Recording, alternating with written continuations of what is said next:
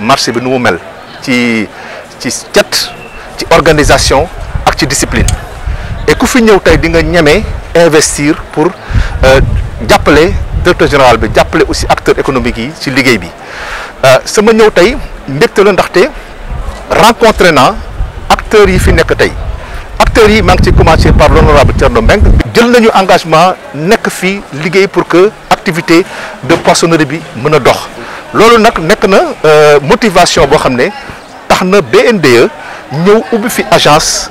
si dispositif agence si banking bi mu créé agence bi ñu ubbi nag soo leen xoolee bu baax dimension agence bi dafa méngoo ak dimension marché bi parce que bi ñu ñëwee gis marché bi mu mel ak ni mu organisé woo dañ ne duñu fi def leneen loo xam ne méngoowul ak marché bi moo tax tey banque bi ngeen gis nii activité bancaire yëpp mën nañ ko si def feneen nag fii lañ ko ubbi pour que ñii nekk si marché bi mën see jëriñoo maa ngi ñaan ñëpp nag nañu xam ne lii ñoo ko moom nañ fi ñëw indi fii li ñu fi am jëlee fi li ñu fi war a jëlee liggéey pour que koom-koom Sénégal mën a développé wu. man damay ne chaque jour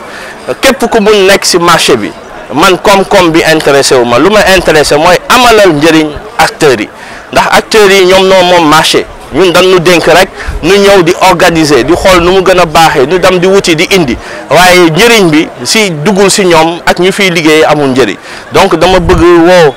président organisation yi woo jeunes yi woo dëgg yàlla kilifa yëpp ak jigéen ñi ñu ñëw jege banque bi ñu ñëw ànd ak ñoom ñu liggéey dam di am ay camion frigorifique da am ay financement di sécuriser seen xaalis ndax da ngay gis koo xam ne day yore xaalis bëri jël oto mu réer wala dara léegi di nga dugal sa xaalis soo demee Mbuur jël ko si jàmm ak salaam loolu dafa nekk loo xam ne innovation majeure la yoo xam ne moo tax a jug banque bi marché central mi ngi monsieur le directeur général mi ngi tàllal sa loxo nga ñëw dimbale marché bi jàppale marché bi ndax ñun nekk meilleur marché au Sénégal weesu nen fa marché central ñëpp xam nañ ne marché de référence la si Sénégal waaye nag est-ce que ñun Sénégal moo tax a jug déedéet ñun dañoo bëgg marché yu ñuy lim si Afrique yu gën a taaru yu gën a am taxawaay nu boole si suñu bos ndax loolu le président Macky Sall bëgg te ñun lu président Macky Sall bëgg si nañ liggéey dinañ lu mun a wax dinañ ko def dinañ xool